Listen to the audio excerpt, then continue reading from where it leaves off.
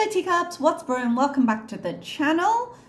We are back with Foodie. She's actually had a few pieces of content, but I didn't want to cover them all. She did a kind of tea talk, tea time, tea something. For someone who's so offended by the concept of tea and the people who name themselves after it, perfectly happy to jump on that bandwagon. I didn't cover the tea time one because it was really just an excuse to rehash over everything that's totally in her past, you guys, and she doesn't think about it anymore. I think if she continues with the series, it's just going to end up being an excuse to go over those same topics. And I know she doesn't tend to need an excuse, but it's going to be the moment where she can say, no, it's reflection, and then just rage about what she wants.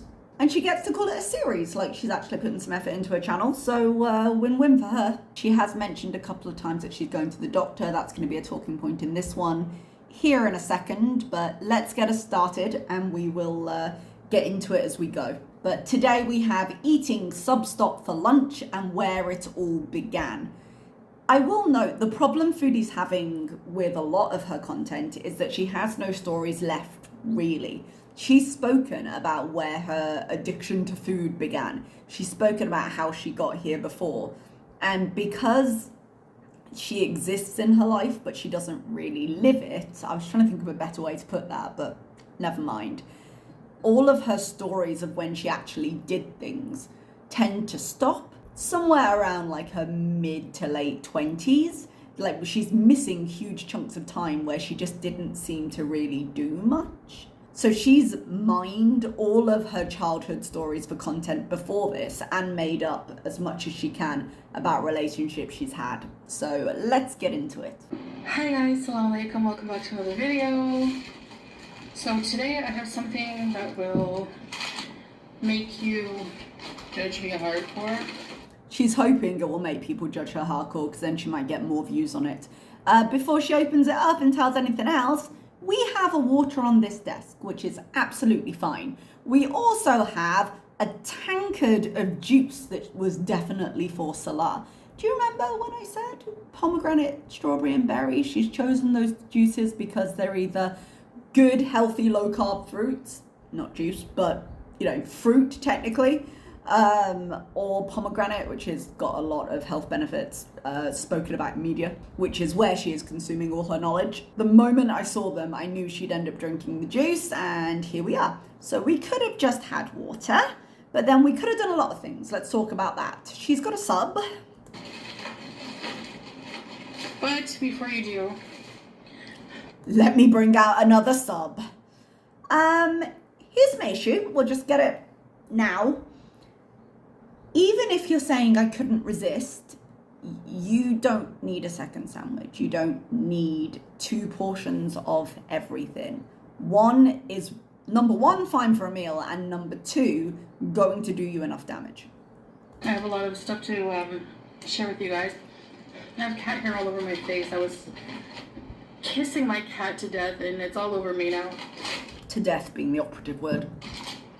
So, what I'm gonna have today, what I'm eating right now is sub stock and 6-inch sub of different kind with some chips. I'm gonna start with one sub. Keep the spare sandwich. I take offense to the phrase spare sandwich. I take umbrage with the phrase. Spare implies just in case not going to use it, in case something breaks later. If you've bought 2 sandwiches with the intent of eating another, you weren't keeping it for spare. It doesn't stay fresh. It was your second portion that you're fully intending to eat. And even if you were like, I'm not sure if I'm going to be full after one, and for unknown reasons, hadn't decided to just order one and make do with what you had, that second portion, even if you used it as a separate meal, would be consumed today. So you're already pre-planning on making at least 2 bad choices. One chip should be enough. For now, we'll see. For now. Good thing you've got the spare set for later in case your willpower's not that great. Some pomegranate juice. So I know you're thinking, Foodie Beauty, you have high blood sugars, what are you doing? What I'm thinking has more 4-letter words, but that's the general gist. You know, eating bad things for you, so. what I've discovered is, and what I want to share with you, is that I care more about food than about anything so tough. I don't want to share just the good times, Bismillah. I want to share when I'm struggling also. And clearly I'm struggling getting rid of food that's been comforting me for years. You know what confuses me a little bit when she binges on camera? And I suppose it shouldn't, because this is all part of her process. Ordering food is all part of her process. But for me, when it came to binging, once I'd hit the point where I was like, okay, we have made this decision, I am going to eat, I would try and get as much in my face as I could in a short space of time. And I don't understand the space of time she has between ordering the food and it arriving, because that's probably where the chocolate bars are right now. While she's been waiting for this, she would have been mainlining chocolate or something else in the fridge, because once that decision has been made, that switch has been turned. And I do realize that experiences are different, but the element to which she turns on the camera and plans this has always been a bit of a puzzle when I connect it to kind of my mentality when I was binging food. So let me get into that. Right after this sandwich. Wipe your mouth, dude. Because it turns out having any kind of health issues doesn't seem to be enough sometimes to keep me from eating bad things. We've been new. Yeah, and she's been new. More to the point, this isn't the first time she's had this conversation. It's called a cycle for a reason, you know? Same with when she had blood clots on the lungs and she still smokes. Same when she thought she could cure her ovarian cysts with her diet. And she actually, although she didn't want kids, she cared a lot about losing her ability to have them, because it seemed to have been important to Bibi. And it wouldn't surprise me if it impacted her view of herself as a woman. I think it can be a difficult process to go through with that.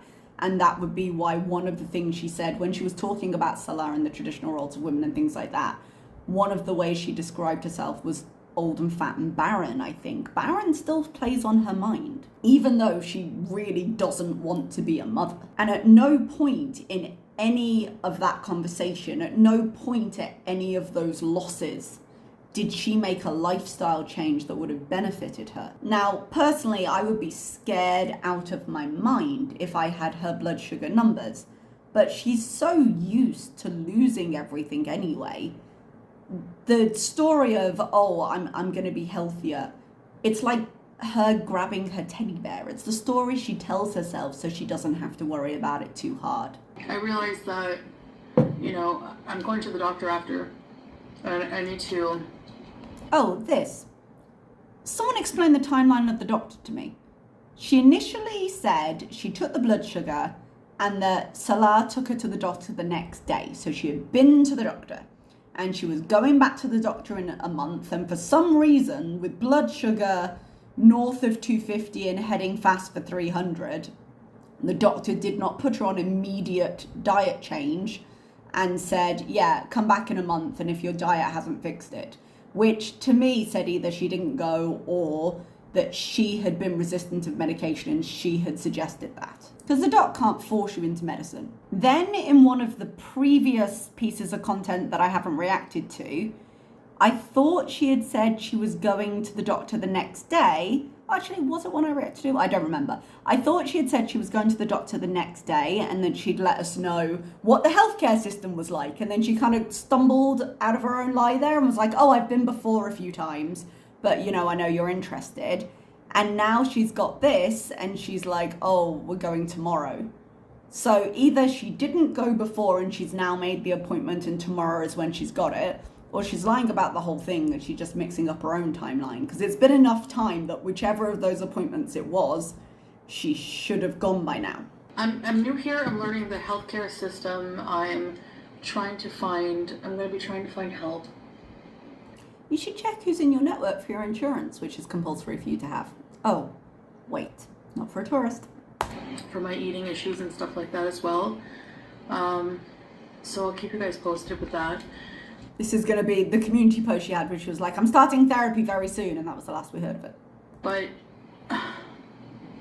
this is a 6-inch chicken teriyaki. Well, that's the really important thing here. Parmesan oregano bread, lettuce, tomato, mayo, a sweet onion sauce, Southwest sauce, jalapenos, black olives. This is her healthy version of a sandwich.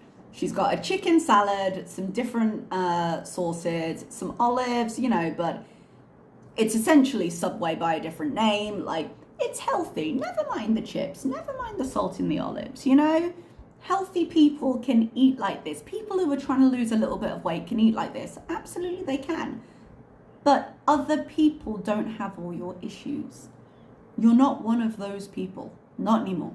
So I'm not trolling with this video. I'm just actually being very transparent and showing how I struggle to. You're not necessarily being transparent. You're being calculated. Yeah, you're letting people see in order to try and attract views. You can still be struggling. This can still be something that you didn't feel like you could stop yourself from doing. I understand that. But to say like, oh no, I'm just doing it in the name of honesty is frankly laughable from her. Stay on track most times. Look guys, most people struggle. Most people go back to their partners at least 7 times, and therefore I've got 6 more, or you know, minus 40, depending on whatever the final count was. She uses any stat she can find online as a blueprint for what she can do. A bit like, you know how ALR, usually when she goes on Weight Watching, she has her calorie range or whatever diet she's doing. She takes it as a challenge. She can't use less calories than she's been allotted. It's not a max, it's a goal. Whenever Foodie reads a fact that she can then attribute to herself or use as a shield, because that's the reason, that's the average. Look, I'm normal. I'm on a diet, normal in the sense of people who suffer with these things do these things, and therefore I can do these things. People who have binge eating disorder struggle to let go of food. Completely true. That's why it's called a disorder. But therefore, I can do this and just basically give a shrug, even though I should be a lot more scared for myself, because this is what people in my position sometimes do, and how they judge me. I'm having trouble, like, being able to be consistent with eating super clean. I feel like... I don't consider what she was doing before super clean. And that's also an issue she has. Like, I don't think she knows what she's aiming for. She's got so many bits and pieces of information. That's why I said it looks like she's cherry-picked a few facts from different diets, which you can't do. Some of these are not capable of being mixed, which is why a doctor would help her here to have a meal plan. But even if she just chose a meal plan she was following, she needs to follow whatever it is. It's no wonder she's confused over what it is. She doesn't actually have that knowledge. Her burger with the sauces and the coleslaw and the half a sweet potato was a healthier choice than a lot of the stuff she's eaten recently, but it wasn't clean eating. That's not what that was. But to her, that's what she saw. Now, it was definitely a step in the right direction had she been consistent with keeping it. But I think she just associates dieting with misery and not with the positive change that can come, because she's never actually made the positive changes. She doesn't know what they're going to feel like. She only has ever got experience of associating dieting with failure. And therefore, she believes she must be miserable in order to do it, and she can't handle the discomfort of the misery. Because it is miserable for her not to have the food she wants. Not needs, wants. Starving. And, like, not satisfied, because that food, clean food, is obviously not... doesn't satisfy anything except for health, which is it should be. It can satisfy your body. The psychological stuff, it doesn't matter what plan you're eating if you don't address the psychological stuff, but wouldn't it be a good idea to see a therapist? So I need to learn how to cope, and I can't right now. Why not? What are you doing instead? Like, it's hard, yes. You might need help coping. Yes, you might need someone professional to tell you what coping looks like and how you can take steps to get there. But I can't cope right now. She has no other aim to focus on, right? When I first had weight loss surgery, I had a 5, 6, 7 month period. When was it? I had weight loss surgery in February, and I went to do my master's degree in late September time, I believe it was. So I focused on like finding an apartment while I was studying for that. But I had like a 7-8 month period while I was arranging that, where I was choosing not to go back to work and just moving into the place that I was going to be studying instead. And I really, really focused on my health and what I was trying to achieve with my surgery. And it is easier as somebody who works, and like, because I'm a teacher, we have these longer stretches of holidays.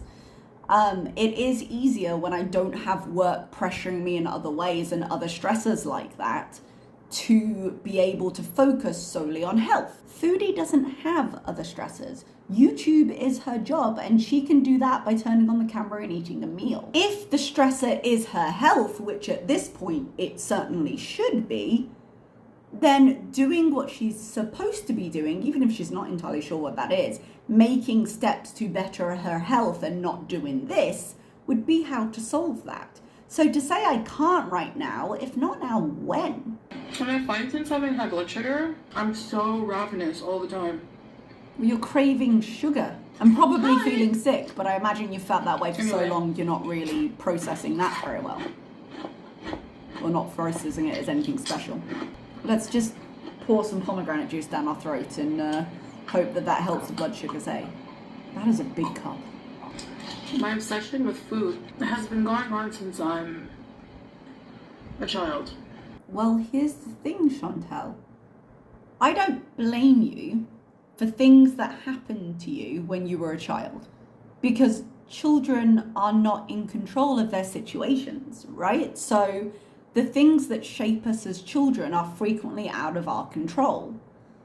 You're not a child, you're nearly 40. You've been an adult for a long time, and as you like to remind us, you've been an independent adult for a long time, as much as we consider her independent. Like physically, if not emotionally, right? And let's face it, she's losing the physical. But she's been on her own since she was 16. She tells us that again and again.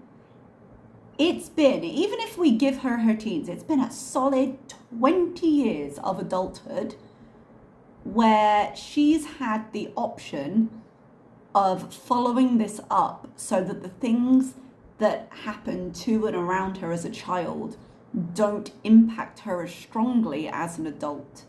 And even though she's had numerous examples of times that she's shown us on the channel where she had whole teams ready to support her, she has refused to continue engaging with them or following their advice.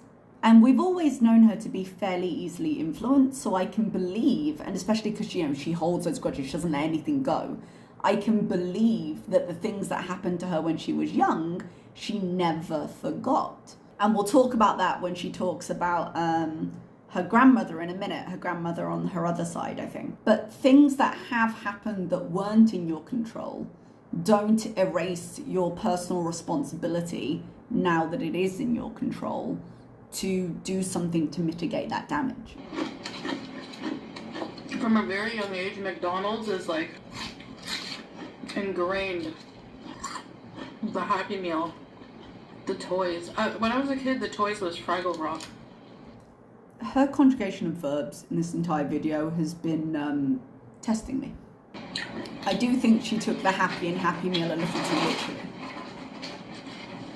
But for a long time, my mom was a single mom, and she had to work or go to school. She was young, and I had to be left with a lot with my grandmother on my dad's side.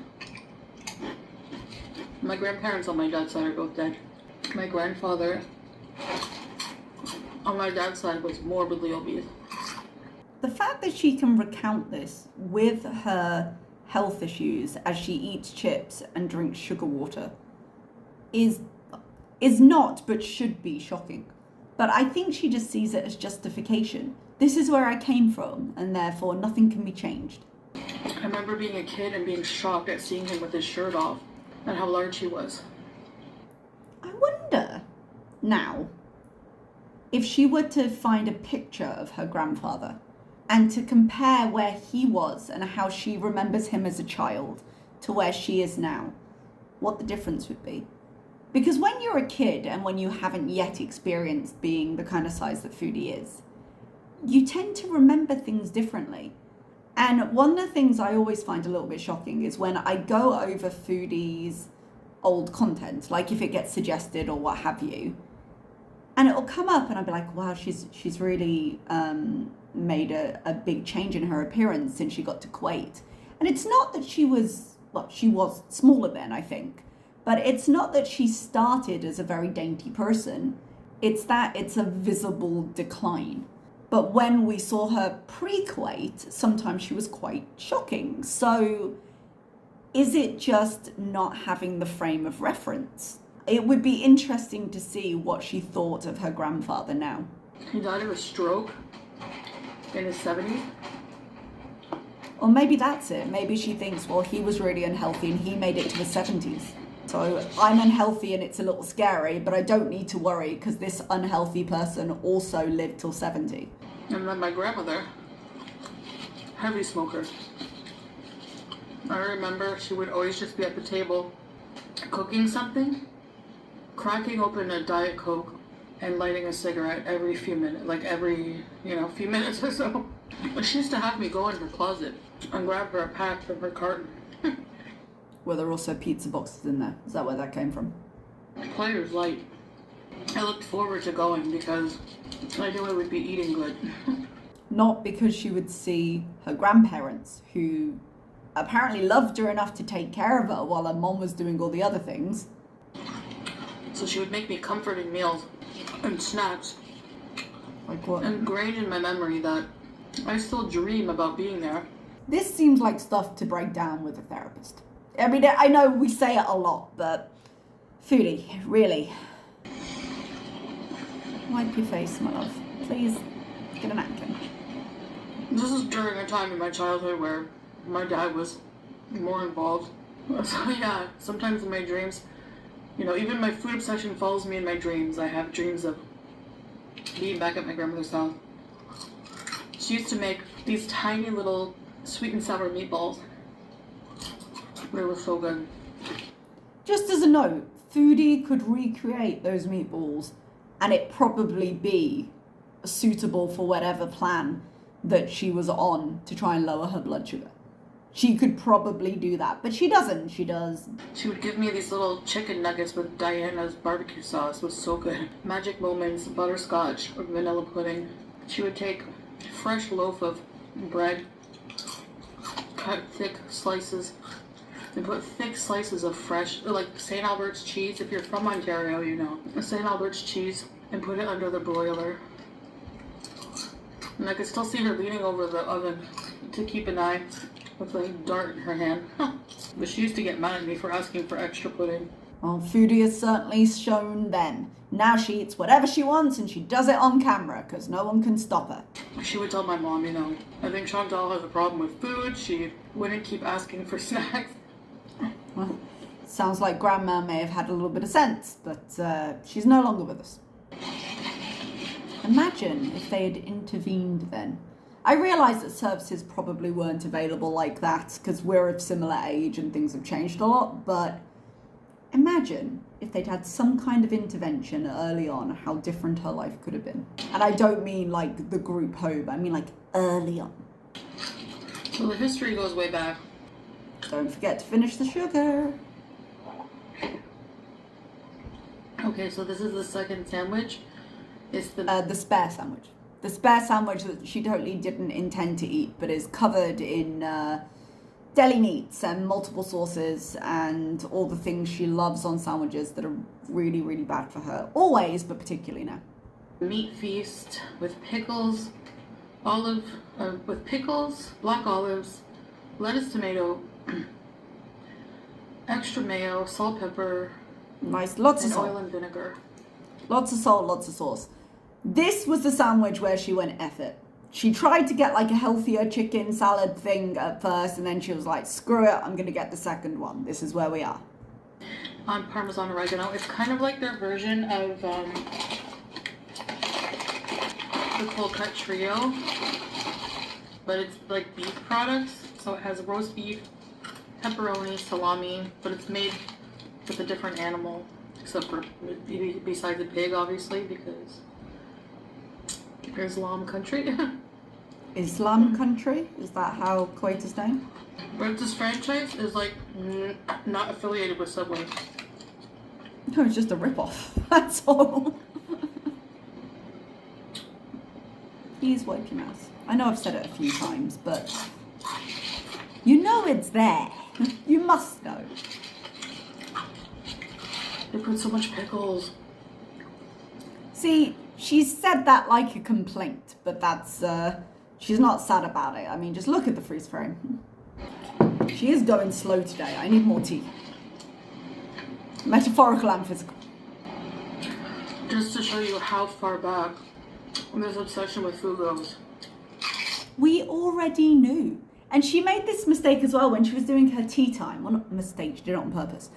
She speaks as if she's already generated a new audience and we just don't realise where she's been. We've all been here. Most of us have been here. But at this point, saying it goes back nearly all my life just means, well, for half of your life, you could have done something about it. It just gives you a longer time at which you chose to ignore the opportunity. I feel like it's impossible to overcome. I feel like defeated. You don't look defeated as you smash into that sandwich. You go, and you have the first one, which would have hit the initial craving, and the bag of chips, and then you go back in for the second sandwich. You don't seem defeated. Defeated implies a fight. That's the best way I can describe it. But I still dream about, I told a lady this before, driving around in my dreams, visiting different fast food places. Yeah, she misses her ability to do so. She misses not having to ask Salah to order the food or go get the food. Because that's as independent as she got for her fix. She didn't have to justify it to anybody. She just get in the car and go. Hit 2, 3, 4 fast food places. Go on long drives just so she could go to fast food. And she's admitted that's why she did it. Strolling along a street. I don't recall you strolling. Each row of the street on either side is lined with well-lit restaurants, and I'm overwhelmed with the choices.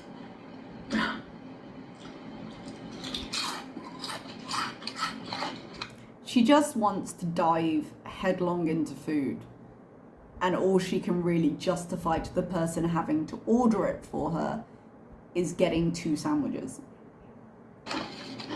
The spare sandwich for later. In my dream. It's weird. One of my favorite foods is a good deli sandwich. I love the deli. Deli meat, deli cheese, deli pickles. God, even if she didn't have high blood sugar, her heart's just got no chance. Like, my God. Do you guys eat a 12-inch? Or do you think that's too much? Quickly, justify what I've eaten. Say you can eat a 12-inch really easily so my 2 sandwiches aren't so bad and I've just had an extra bag of chips. The thing as well is, if she's admitting to this, I feel like there's more. I feel like we're seeing a small point of it. Because I don't think, if this was the beginning of the binge, I don't think this would have been enough to stop her. I think at least half of that chocolate is gone. That's just my opinion. I have no proof of it.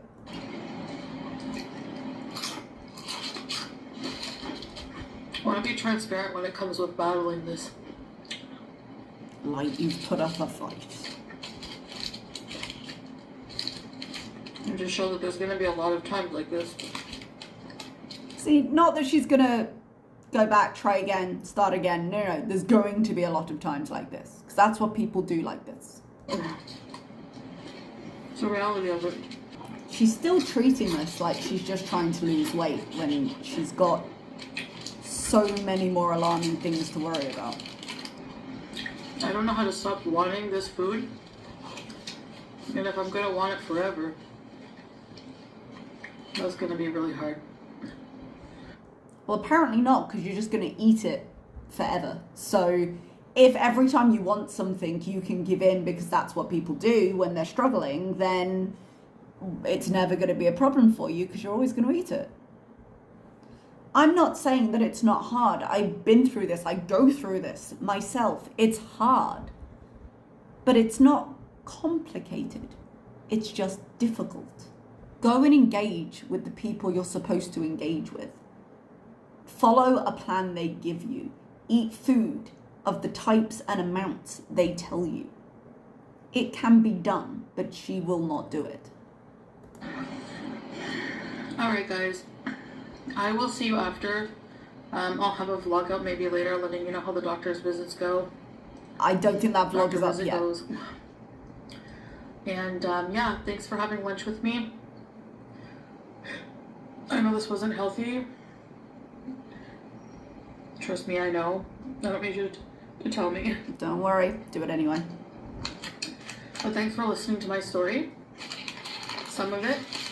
And I'll see you in the next video. Bye guys. And that was that. I do imagine if she goes to the doctor that we will have a vlog on it because she just wants content at this point.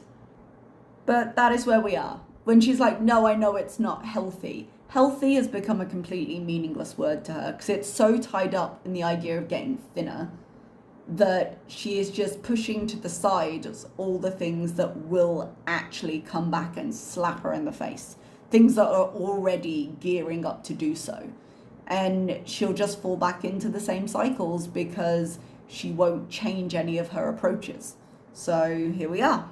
All right, everybody, I will see if she uploads a thing on the doctors. I'd be interested in hearing it. But aside from that, I will see you next time. Bye-bye.